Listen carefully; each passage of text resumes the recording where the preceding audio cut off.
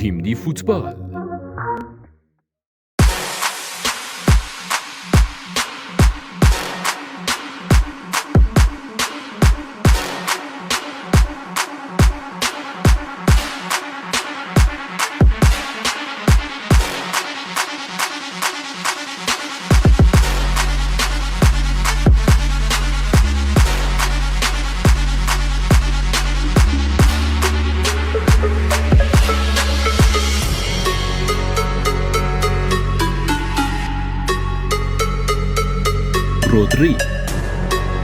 رودری بهترین هافبک دفاعی جهان.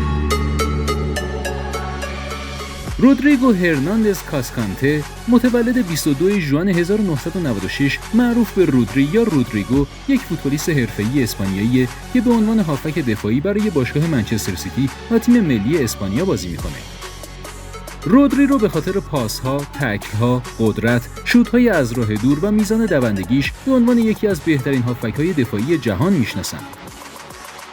رودری بعد از حضور در ویارال و اتلتیکو مادرید در لالیگا در سال 2019 به باشگاه منچستر سیتی در لیگ برتر انگلیس پیوست.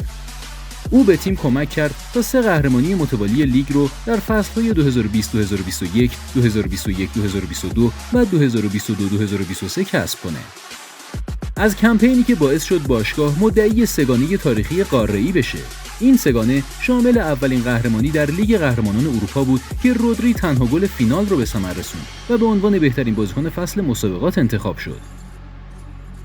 رودری بازیکن تیم ملی اسپانیا و ملی پوش سابق جوانانه. او اولین بازی خودش رو برای تیم ملی بزرگسالان در سال 2018 انجام داد و بازیکن کشورش در یورو 2020 و جام جهانی فوتبال 2022 بود. او در سال 2023 قهرمان لیگ ملت‌های یوفا شد و به عنوان بهترین بازیکن مسابقه فینال انتخاب شد.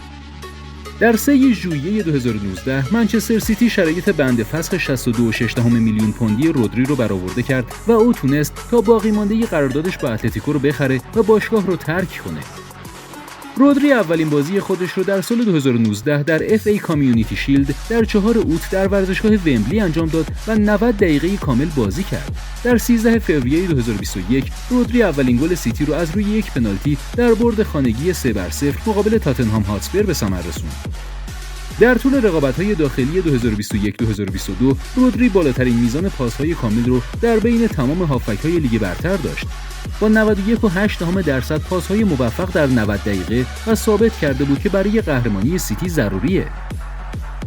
در 12 ژوئیه 2022 رودری با تمدید قرارداد خودش با منچستر سیتی تا سال 2027 موافقت کرد.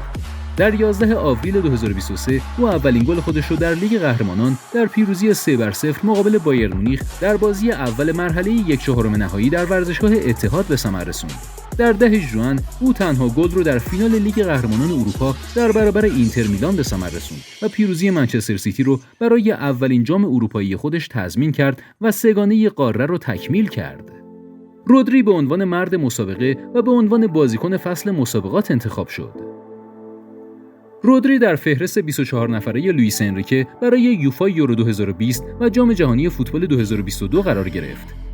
رودری از نظر بدنی بازیکنی قوی و بلندقده. فیزیک بدنیش به او کمک میکنه تا به صورت مداوم در تکل‌ها، چالش‌های بازیکنان حریف و همچنین دوئل‌های هوایی پیروز بشه.